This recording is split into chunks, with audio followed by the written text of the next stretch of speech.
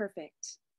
Well, welcome and hello. I am just so excited to connect with you. I'm Rev Cassandra Rae, the spiritual director of the Center for Spiritual Living, White Rock. We're located in the lower mainland of British Columbia, Canada. And wow, with Zoom and all of our technology, you can be here with us anywhere in the world. I guess the time change might, limit that. But thankfully, we are able to gather here every Sunday at 10:30 a.m. Pacific because why? Because we are an inclusive, progressive, spiritual center, like a learning center of practical spirituality. And what that means is that we practice and teach tools for transformation, for authentic self-expression, and for conscious living. So wherever you are on your path, whether you're soaring or struggling, there is a place for you here. And I'm glad that you're here.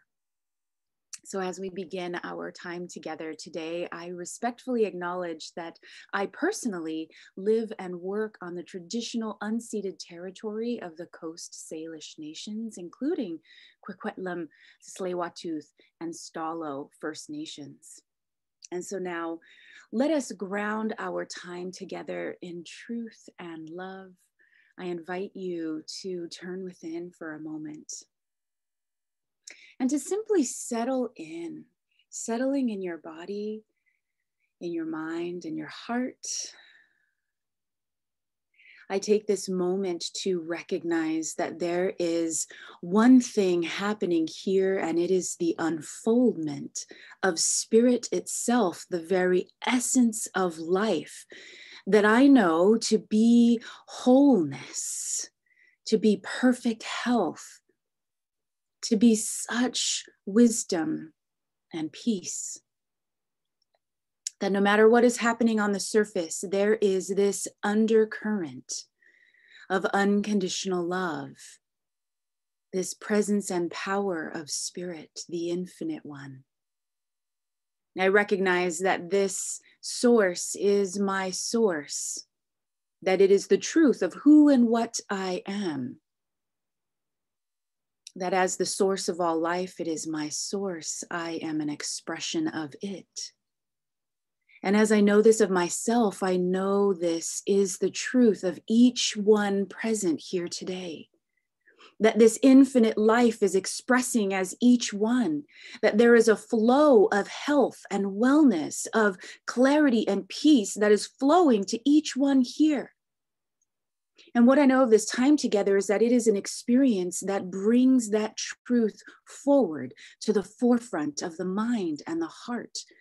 That every word and song that is uttered this day is a reflection of the essential goodness of each one here. That no matter what has happened prior to this moment or what might happen in the future, right here and right now, is the expression and experience of this wholeness, this truth, this goodness, this power. I know that each one has been brought to life as a unique expression, bringing something totally wonderfully unique. And so I celebrate this coming together. I celebrate the purpose planted within each one of us. Knowing that we're perfectly guided, I am so grateful that this service is a way to bring that purpose forward.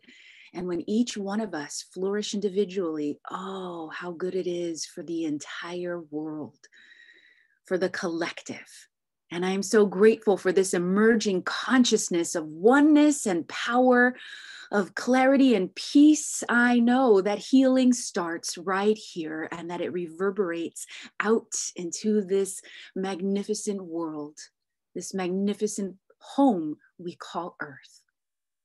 And so with joy and excitement of what's to come, of the healing that has already happened, I simply let it all be, knowing that this prayer is already answered in the infinite mind of all wisdom. I step forward into that perfect, powerful unfoldment of truth. and simply let it be. And so it is.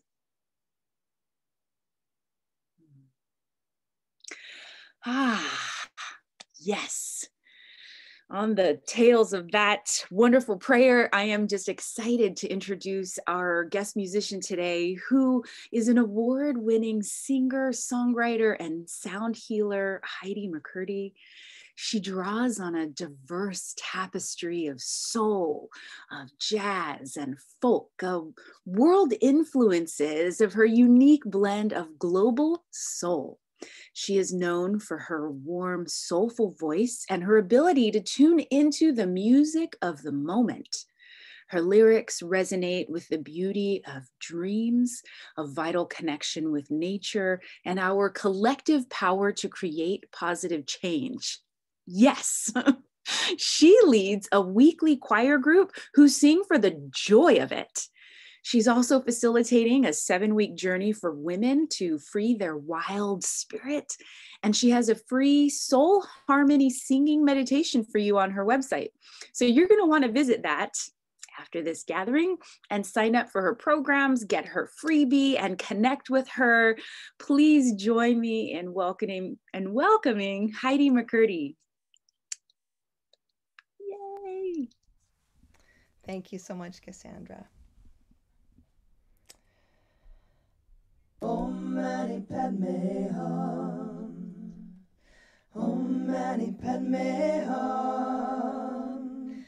Om Mani Padme Hum. That might sound familiar. Om Mani Padme Hum. This is a universal chant for compassion. Om Mani Padme Hum. Om Mani Padme Hum. Om Mani Padme Hum. Om Mani Padme Hum. Om Mani Padme Hum. Om Mani Padme Hum. Om Mani Padme Hum. Om Mani. Sing it with me if you want. Om Mani Padme Hum. Om Mani Padme Hum. Wisdom, the jewel of the mind. Om Mani Padme Hum. Compassion in the heart of the lotus. Om Mani Padme Hum. Wisdom, the jewel of the mind. Om Mani Padme Hum. Compassion, the heart of the lotus. Om Mani Padme Hum. Om Mani Padme Hum. Om Mani Padme Hum. Om Mani Padme Hum. Om Mani Padme Hum. Om Mani Padme Hum. Om Mani Padme Hum. Om Mani Padme Hum. Om Mani Padme Hum. Wisdom, jewel of the mind. Compassion, the heart of the lotus. Wisdom, the jewel of the mind. Compassion is the heart of the lotus. Om Mani Padme Hum. Om Mani Padme Hum. Om Mani Padme Hum. Om Mani Padme Hum. Oh, Om Mani Padme Hum. Hail the jewel in the lotus. Hail the jewel in the lotus. Hail the jewel in the lotus. Hail the jewel in the lotus. Hail the jewel in the lotus. Hail the jewel in the lotus. Hail the jewel in the lotus. Hail the jewel in the lotus. Hail the jewel in the lotus. Hail the jewel in the lotus. Hail the jewel in the lotus. Hail the jewel in the lotus. Om Mani Padme Hum. Om Mani Padme Hum. Om Mani Padme Hum. Om Mani Padme Hum. Om Mani Padme Hum. Om Mani Padme Hum. So I have a very spiritual question for you this Sunday. You know, it's kind of like hold on to your chairs here. As I ask you, what in the heck do we do with all that is unfolding in the world? Politically and socially, there's some serious unrest, and humanity is at a choice point. And, you know, there's just these huge questions coming up. You know, how do we navigate conflict? How do we navigate the racial reckoning, the global pandemic, climate change? Oh my goodness. There are so many like ginormous issues that I just want to like plug my ears and sing show tunes, right? Oh man, disengaging is so alluring right now. I'm just going to stay home and I'm going to stay out of it. And in fact, we literally are being asked to stay in our bubbles, right? And like, yes, stay in your bubble and wear your mask and social distance and engage with the world. No problem. Done. All right. Yeah, it's huge. And whoa, I was flaying my arms around, my notes went flying, but it's okay. We're back. And, you know, I personally even struggle just having conversations with my extended family. And those of you who know me, you know that this is happening because there's a huge line drawn in my own family, you know, across religion and politics and social and economic. I mean, everything. There's everything and everyone, just even in my extended family. And something I've noticed coming up a lot lately, like totally even in myself, is self-righteousness, you know, which can kind of sound like this. How could they? Don't they know, like, what? I would never do that. That is crazy, right? I have had those thoughts more in the last, I don't know, 5 years than probably in the rest like of my whole entire life. So I just, you know, have you found yourself thinking things like that too lately? I mean, these are definitely things that are going through my mind. And the thing is that self-righteousness, even when it's like warranted, it keeps us disconnected.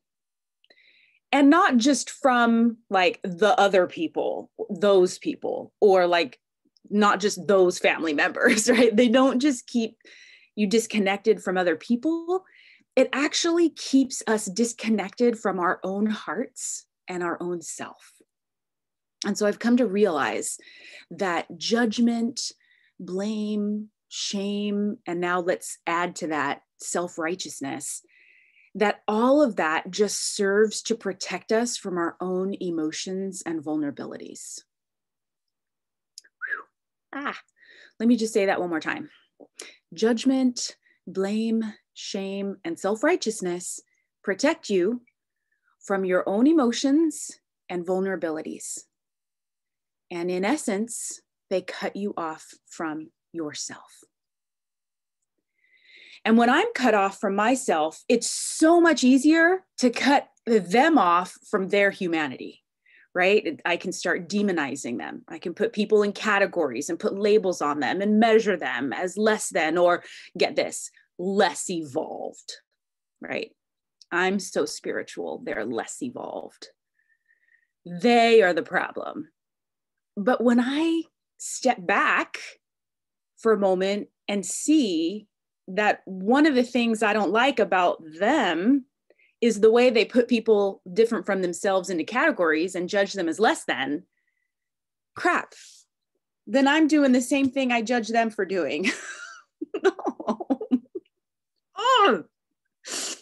I hate that because I want to be right and I want to stay in my self-righteousness. But I don't like being disconnected. I don't like being disconnected from myself. I don't like being disconnected from my extended family. And so the way out of this trap is connection. Connection with yourself, with your emotions and your vulnerabilities, as well as connection with the others. That is the answer. But how do we connect across so much division, so much harm, so much, I can't even continue to describe it because I'll fall into my own self-righteousness trap. You know, and even more personally, I'm asking myself, like, how do I connect with my family? So these questions are what I'm living in. And it is what guided me to this book, The Book of Forgiving by Desmond and Mpho Tutu. Now, Archbishop Desmond Tutu was the chair of South Africa's Truth and Reconciliation Commission that was formed when they moved from apartheid to a democracy. And his daughter, Reverend Mpho Tutu, her full name is Mpho Tutu van Firth. She's gotten married since writing this book, is a priest, writer, artist, theologian, speaker, and activist for girls' safety and well-being. I think I skipped over it, but also Desmond Tutu is the recipient of the Nobel Peace Prize in 1984. So like the knowledge and wisdom here is incredible. Together, they wrote this book outlining the fourfold path of forgiveness, of forgiving, because they knew firsthand that the path of healing requires forgiveness. And in the aftermath of apartheid, which was the institutionalization of racism, inequality, and oppression in South Africa, they wrote, let me find it. When at last our leaders were released from prison, it was feared that our transition to democracy would become a bloodbath of revenge and retaliation. Miraculously, we chose another future. We chose forgiveness. At the time, we knew that telling the truth and healing our history was the only way to save our country from sure destruction. Telling the truth and healing our history was the only way forward. They assert that forgiveness is the way we heal the world. And I think this is something that we really need right now. I know that I need it personally in my own life and relationship. And, you know, let's be clear. Forgiveness isn't a one-time quick fix that makes us forget. It's a journey that requires strength and courage that walks hand in hand with justice. And it takes as long as it takes. So they explain the fourfold path as the first step being telling the story. The second step being naming the hurt. The third step is granting forgiveness. And the fourth one is renewing or releasing the relationship. So this is, again, a journey, a path. It's not about forgetting. It's not about just get over it and move on. No, not at all. And we'll be exploring all the different aspects of the fourfold path throughout this whole month. So today's Sunday number 1. And let's like jump right in the deep end, because I only get like 20 minutes with you. So we're going to jump to the deep, deep end and talk about the revenge cycle. What?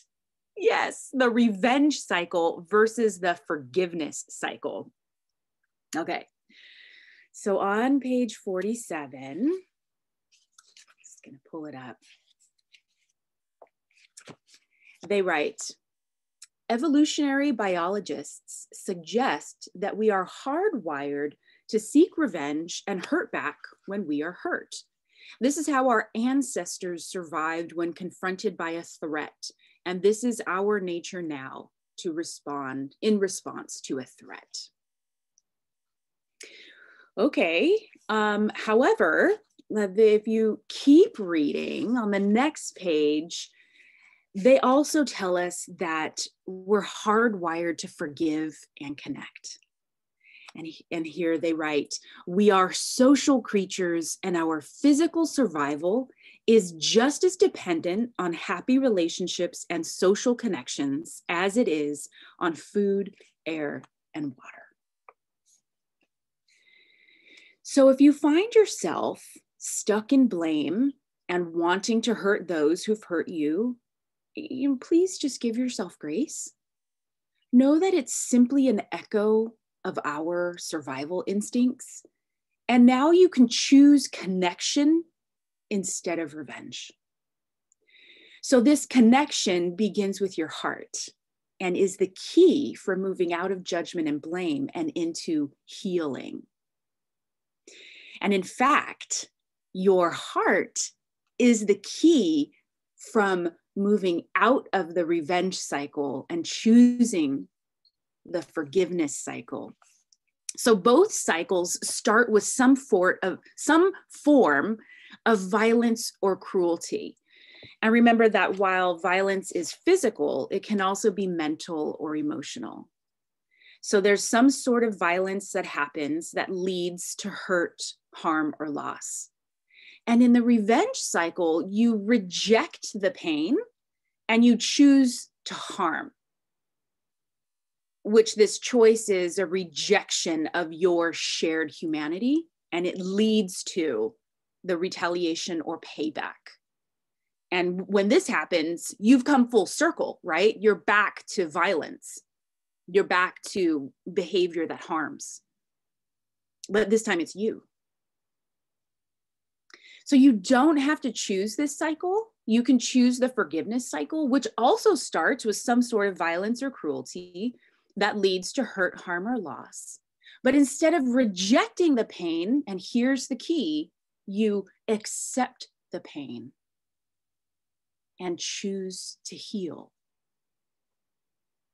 You enter the fourfold path by telling the story, naming the hurt, granting forgiveness, and renewing or releasing the relationship.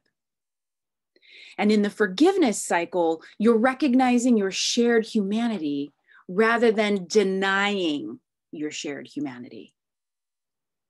So it's super easy to get stuck in the revenge cycle. In fact, we're conditioned to choose the revenge cycle. Like, how often have you seen a movie or show or read a book where someone is harmed and the way that that harm is brought to justice is through retaliation and revenge?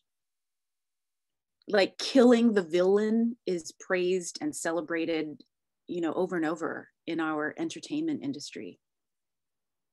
And while they might be like just movies, right? The movies we watch, the television shows we watch, the books we read, they shape our culture. So we're living in a culture of like, strength is the revenge cycle. And so here we are. We are at a choice point to step out of that and ultimately to change the culture. So you want to change the culture with me? Mm-hmm. I know you do because you're here. And so they write in the book, what so often happens is that we step unawares into the revenge cycle. The affront is so painful, so intolerable that we cannot accept it. And instead of placing our hands on our hearts and weeping for what we have lost, we point our fingers or shake our fists at the one who has harmed us. Instead of embracing our sadness, we stoke our anger. We feel compelled to restore our dignity by rejecting our pain and denying our grief. That rejection places us in the closed loop of the revenge cycle. So it's worth noting here that when the harm and subsequent loss are very deep, accepting your pain might require you to grieve. And while navigating your grief is something only you can do, it's not a journey that needs to be done alone. So I highly recommend, hiring professional support, as well as calling on your inner circle to hold you through it while you let yourself fall apart. And then when you're ready, then you can choose to step back into this fourfold path of forgiveness, set an intention to free yourself from the pain of separation and division. And on page 21, you're going to love this. When you forgive, you are free to move on in life, to grow, to no longer be a victim. When you forgive, you slip the yoke and your future is unshackled from your past. Whew. If you feel like your past in some way, shape, or form is holding you back, forgiveness work sets you free. This book is for you.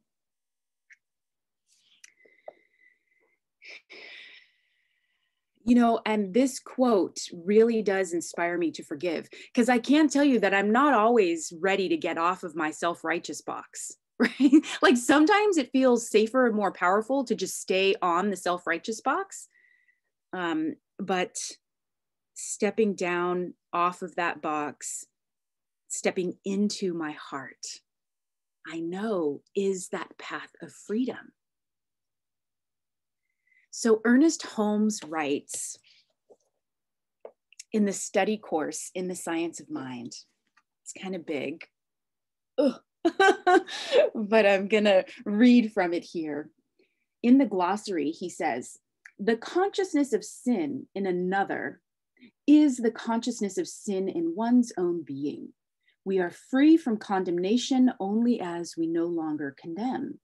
The law of cause and effect can only forgive as we ourselves first have forgiven. Now, it's important here to note that Ernest Holmes has a very specific and progressive definition of sin. So let me grab my other book. I'm going to read from the glossary of the Science of Mind about what sin is. We have tried to show that there is no sin but a mistake, and no punishment but a consequence. The law of cause and effect. Sin is merely missing the mark. God does not punish sin. As we correct our mistakes, we forgive our own sins. So the awareness of someone else missing the mark is actually the awareness of missing the mark yourself. And you're only free from criticism when you no longer criticize. The law of cause and effect automatically forgives you when you offer forgiveness. So this means that the power of forgiveness is in your hands. It's a choice that you can make. And in the coming weeks, we are going to delve deeper into this fourfold path about how to bring the healing power of forgiveness into your life and experience. But today, in the beginning of this series, I'm going to give you a coaching exercise. They give you a beautiful one in the Book of Forgiving. On chapter 1, on page 29, they assign the activity called carrying the stone. And essentially, you carry a palm-sized stone in your non-dominant hand. So for me, I write with my right hand, so I'm going to carry in my left hand. All morning, carry a stone in your non-dominant hand.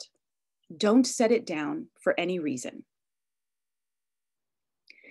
They say this should be about 6 hours, that you should spend about 6 hours holding a stone in your non-dominant hand. And when you're done with this exercise, to reflect on it. What did you notice about carrying the stone? Did it hinder your activities? Was it ever useful? And in what ways was carrying the stone like carrying an unforgiven hurt? And finally, make a list of all the people you need to forgive,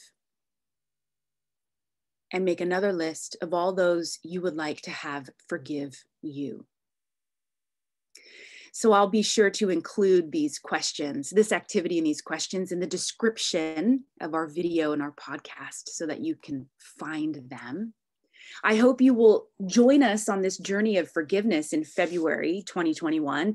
Even if you don't have something obvious in your life that needs forgiving, if you haven't been able to manifest something, there's forgiveness work to do. If you have conflict in your relationships, forgiveness. If you have unresolved feelings about something, forgiveness work.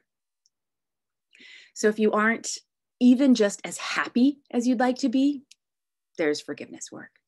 So I want to close today from the book of forgiving with a quote. Let me just find it. Here it is. There's also no end to the human capacity for healing.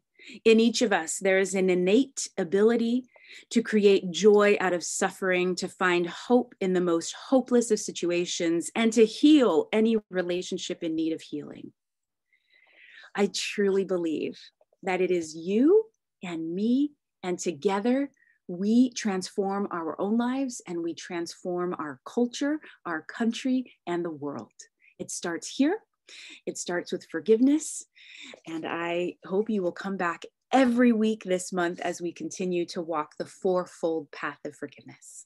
And so it is.